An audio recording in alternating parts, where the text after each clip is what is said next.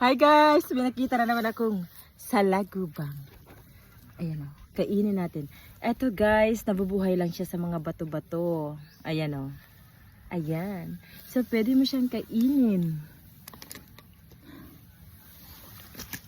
Ayan. Ito na lang, malaki-laki.